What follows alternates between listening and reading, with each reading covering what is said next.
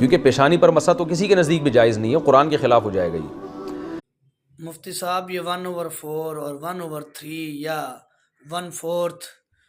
یہ ساری ٹرمنالوجیز فقہ حنفی کی ہیں،